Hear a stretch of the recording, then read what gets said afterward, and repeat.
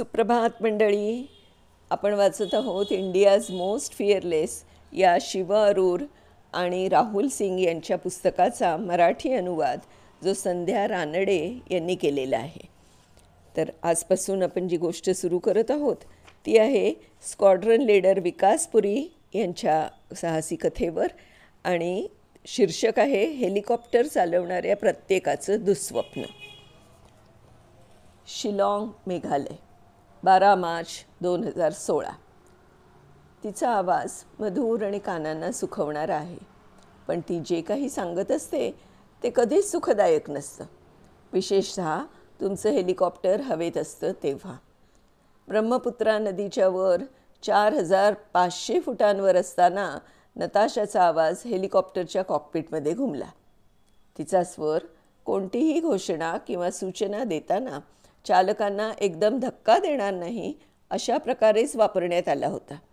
अगदी योग्य त्या पट्टीत आणि वस्तुस्थितीशी मिळत्या जुळत्या स्वरात ती बोलत असे, पण तो स्वर आग्रही असे आणि त्यात एक ठामपणा असे. या हेलिकॉप्टरच्या रशियन निर्मात्यांनी हेलिकॉप्टरच्या कॉकपिटमधली सूचना देणारी जी यंत्रणा तयार केली होती तिच्यातला महिलांपैकीचा नताशाचाच आवाज कुठल्याही पायलटला ऐकायला आवडत नसे. सर्व्हिस टँकचा पंप निकामी झाला आहे. रशियन उच्चारांच्या प्रभावामुळे काहीशा बदललेल्या स्वरात सूचना मिळाल्या.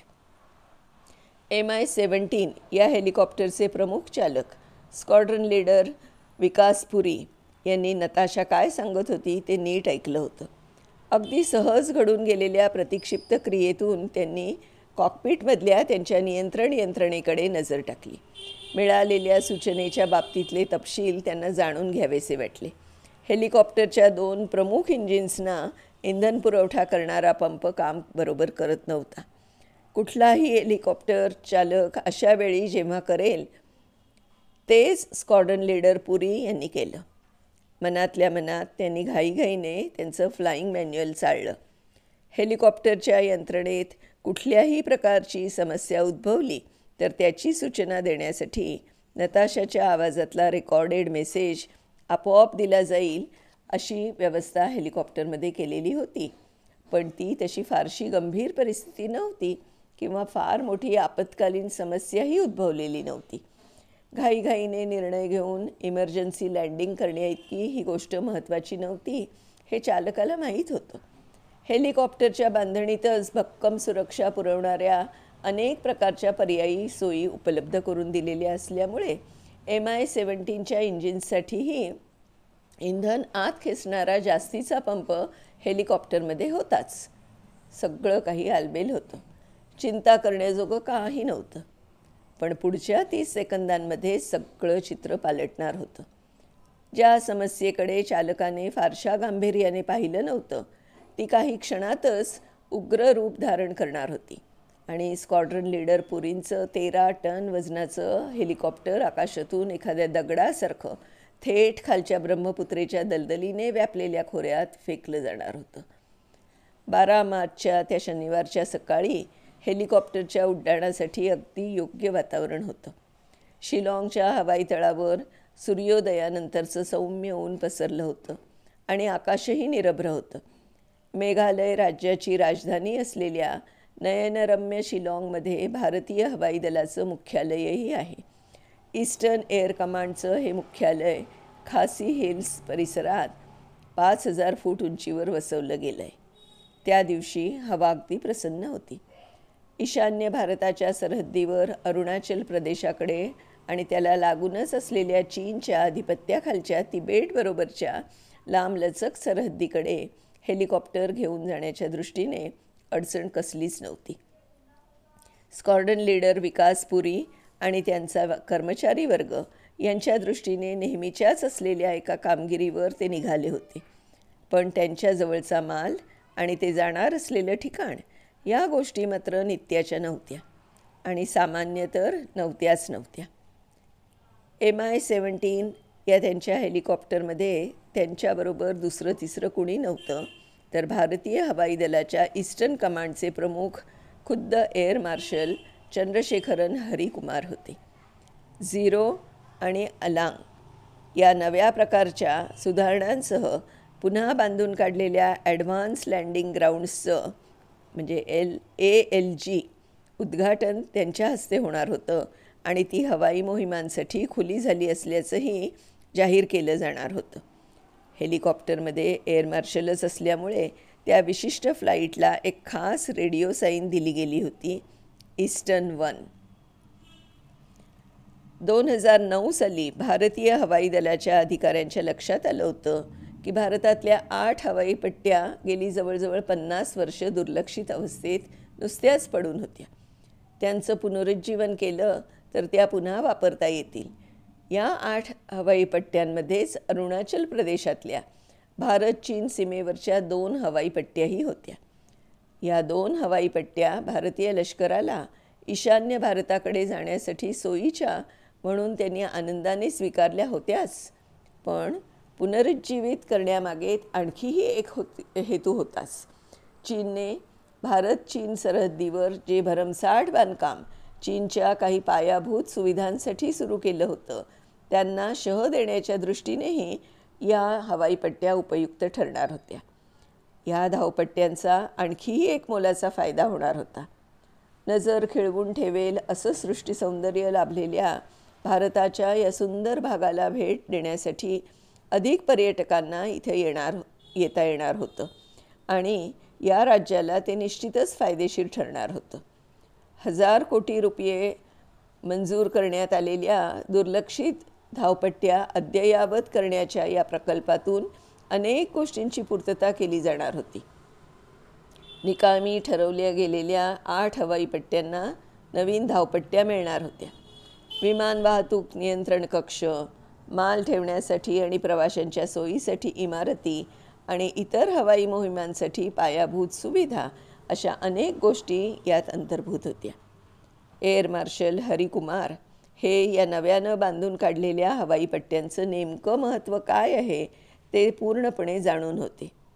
ते स्वतः अत्यंत निष्णात असे लढाऊ विमानांचे वैमानिक होते आणि सरहद्दीवर लढणाऱ्या विमानांच्या तुकडीचे कमांडर म्हणूनही काही काळ ते अधिकारपदावर होते. आज त्यांच्याच हस्ते या नव्याने सुरू होणाऱ्या हवाई पट्ट्यांचं उद्घाटन होणार होतं. त्यांच्याबरोबर त्यांच्या पत्नी देविका, त्यांच्या कर्मचाऱ्यांमधले अनेक अधिकारी आणि कुशल हेलिकॉप्टर पायलट असलेले air vice marshal Manvendra Singh असे काही लोकही होते. स्क्वॉड्रन लीडर पुरी आणि त्यांच्याबरोबर जाणार असलेले कर्मचारी त्या दिवशी सकाळी नेहमीपेक्षा लवकर उठून थेट शिलाँगच्या हवाईतळावर गेले. ज्या अतिमहत्त्वाच्या व्यक्तींना म्हणजे VIP म्हणतो ना आपण तशा ते आज त्यांच्या हेलिकॉप्टरमधून घेऊन जाणार होते. ती मंडळी तिथे येण्यापूर्वी त्यांना आणि त्यांच्या कर्मचाऱ्यांना MI-17 हे त्यांचं हेलिकॉप्टर उत्तम स्थितीत होतं ना याची खात्री करून घ्यायची होती. तळावर असतानाच हेलिकॉप्टरचा एक ग्राउंड रन घेण्यात आला. त्यात त्याची इंजिन्स चालू करून बघण्यात आली आणि पाहुण्यांच्या स्वागतासाठी सज्ज झालेलं हेलिकॉप्टर त्याच्या ठरलेल्या जागी उभं करण्यात आलं. त्या दिवशी हवा उत्तमच होती, पण आम्हाला वेळ अजिबातच वाया घालवायचा नव्हता, स्क्वॉड्रन लीडर पुरी ती घटना आठवताना म्हणाले. कारण दुसऱ्या दिवशी अरुणाचल प्रदेशाला वायव्येकडून येणाऱ्या तुफान वादळाचा आणि मुसळधार पावसाचा जबरदस्त तडाखा बसण्याची शक्यता वर्तवली गेली होती. त्यामुळे ठरलेला समारंभ पार पाडण्याच्या दृष्टीनं तो एकच दिवस आमच्या हातात होता. ती एक संधी आमच्या हातून सुटली असती तर नंतर आठवडाभर तरी सगळ्याच गोष्टी लांबणीवर टाकाव्या लागल्या असत्या. MI-17नं निघण्यापूर्वी केलेल्या त्याच्या सर्व चाचण्यांमध्ये सर्व यंत्रणा व्यवस्थितपणे कार्यरत असल्याचं आणि उड्डाणासाठी ते तयार असल्याचं दर्शवलं होतं. स्क्वॉड्रन लीडर पुरी यांनी ते जाणार असलेल्या भागाचं हवामान चांगलं असल्याची खात्री हवामान विभागाविषयी माहिती देणाऱ्या शिलाँग बेसच्या ऑफिसकडून करून घेतली. आम्ही जाणार होतो त्या अरुणाचल प्रदेशाच्या भागातलं हवामान काहीसं खराब होतं, पण ते हळूहळू निवळत जाणार होतं असं आम्हाला सांगण्यात आलं होतं. तरीही आम्ही शक्य ती सगळी काळजी घेणार होतोच, स्क्वॉड्रन लीडर पुरी म्हणाले. त्या दिवशी त्यांच्या कर्मचाऱ्यांना पुरी यांनी नेहमीप्रमाणे सगळी माहिती दिली आणि शिलाँगच्या हवाई नियंत्रण कक्षाला त्यांच्या फायनल फ्लाईट रिपोर्टही दिला. MiG-17 जरी अरुणाचलच्या दिशेनं निघालं होतं तरी वाटेत त्या आसाममधल्या तेजपूर इथे थोडा वेळ थांबवून अरुणाचलच्या हवामानाविषयीची माहिती घेणार होतं. हवामान सुधारेपर्यंत हेलिकॉप्टर तेजपूरमध्येच थांबवलं जाणार होतं. हा अर्थातच त्यांचा प्लॅन बी होता. आणि दुसरा प्लॅन तयार ठेवणं हवाई दलासाठी ती कायमचीच पद्धत होती, कारण त्या भागातलं हवामान अतिशय चंचल होतं आणि त्याच्या लहरीनुसारच तिथल्या हवाई दलाला काम करावं लागत असे. 7:20 झाली होती. एअर मार्शल हरिकुमार, त्यांच्या पत्नी आणि त्यांच्या खात्यातले इतर 10 अधिकारी Mi-17मध्ये बसले. त्यानंतर 15 मिनिटांनी हेलिकॉप्टर वर गेलं आणि लगेचच त्याने 6,500 फुटांची उंची गाठली.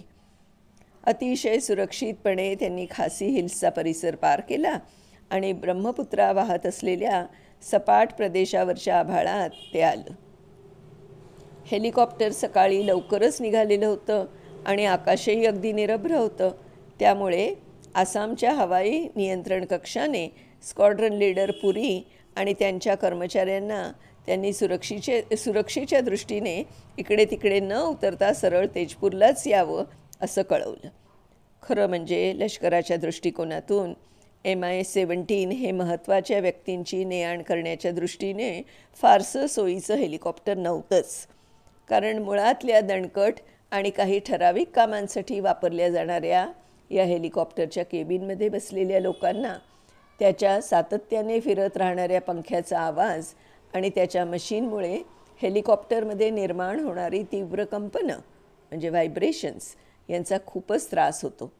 पण भारतीय हवाई दलाच्या मंडळींच्या Mi-17वर भलतंच प्रेम आहे. रशियन बनावटीच्या या हेलिकॉप्टरला सरकार भारतीय लष्कराच्या चॉपर स्ट्रेंथचा कणा समजतं. चिरपरिचित गडद राखाडी रंगाचं हे Mi-17 देशभरात सर्वत्र सगळ्या कामांसाठी तर फिरत असतंच, शिवाय इतरही कितीतरी गोष्टींसाठी ते उपयुक्त ठरतं. मग ते श्रीनगरच्या पुरात सापडलेल्या लोकांची सुटका करण्याचं काम असो, लष्कराच्या सशस्त्र संचालनाच्या वेळी शस्त्रास्त्र घेऊन जाण्याचं काम असो, किंवा अगदी माओ बंडखोरांवर केल्या जाणाऱ्या कारवाईच्या वेळी जखमी किंवा मृत सैनिकांना माओवाद्यांच्या भागातून हलवण्याचं काम असो, Mi-17 कुठेच कमी पडत नाही. भारताच्या आफ्रिकेमधल्या युनायटेड नेशन्स पीस कीपिंग मिशन्सच्या कामगिरीसाठी ते वापरलं गेलं. त्यावेळी परदेशात काम करण्याची त्याची क्षमताही त्यानं सिद्ध केली आहे. त्या शनिवारी सर्व खास मंडळींना घेऊन ब्रह्मपुत्रेवरून जात असलेलं Mi-17सुद्धा इतकं सक्षम होतं. प्रत्येक गोष्ट जशी हवी तशीच होती. कोणताही प्रश्न, कोणतीही समस्या आमच्यापुढे नव्हतीच. माझा सहवैमानिक फ्लाईट लेफ्टनंट आदर्श गुप्ता याच्यावर मी हेलिकॉप्टरचं नियंत्रण सोपवलं आणि आमच्या त्या प्रवासापुरता मी ठरवलेला नकाशा मी हातात घेतला. स्क्वॉड्रन लीडर पुरी म्हणाले. तो तसा बराच सविस्तर नकाशा होता. लॅमिनेशन केलेल्या कागदांचा मोठा गठ्ठाच होता तो. पूर्ण उघडायचा ठरवला तर एखाद्या मोठ्या चादरी एवढी जागा व्यापली असती त्याने. हाताळण्याच्या दृष्टीने तसा कठीणच होता तो. कॉकपिटच्या मागच्या केबिनमध्ये स्क्वॉड्रन लीडर पुरींच्या कर्मचाऱ्यांपैकी कोणीतरी सर्व प्रवाशांचं स्वागत केलं. त्यांना पाण्याच्या बाटल्या आणि ज्यूसही दिला गेला. हेलिकॉप्टरच्या पंख्याच्या आवाजात त्या सगळ्यांमध्ये काही संभाषण होऊ शकेल अशी जराही शक्यता नव्हती. आपापलं पाणी आणि ज्यूस पीत हेलिकॉप्टरमधले 12 प्रवासी अधूनमधून त्यांच्या खिडक्यांमधून खाली 6,500 फुटांवर असलेल्या ब्रह्मपुत्रेच्या चमचमणाऱ्या पाण्याकडे बघत होते. गेली जवळजवळ 25 मिनटं हेलिकॉप्टर हवेतून चाललं होतं. खालून ब्रह्मपुत्रा वाहत होती. स्क्वॉड्रन लीडर पुरी यांनी हलकेच हेलिकॉप्टर 4,500 फुटांपर्यंत खाली आणलं आणि त्याच क्षणी हेलिकॉप्टरच्या समोरच्या आणि आजूबाजूच्या परिसराचा अचानक धूसर त्याचा परिसर झाला. बाहेरचं काही स्पष्ट दिसत नव्हतं. हेलिकॉप्टरचं नियंत्रण हातात घेतलेल्या सहवैमानिक गुप्तांनी लगेचच स्क्वॉड्रन लीडर पुरींना हेलिकॉप्टर आणखी थोडं खाली घेता येईल का हे विचारलं, पण स्क्वॉड्रन लीडर पुरींनी या गोष्टीला ताबडतोब नकार दिला. त्यांच्या या नकारामागे एक कारण होतं. ब्रह्मपुत्रेच्या आजूबाजूचा प्रदेश ओलांडून पलीकडे जाईपर्यंत त्यांनी एवढी उंची ठेवायलाच हवी होती. इतरही बरीच कारणं होती त्यामागे. आता ती बाकीची कारणं काय होती ते आपण उद्याच्या भागात बघूया मित्रांनो. तोपर्यंत बाय बाय.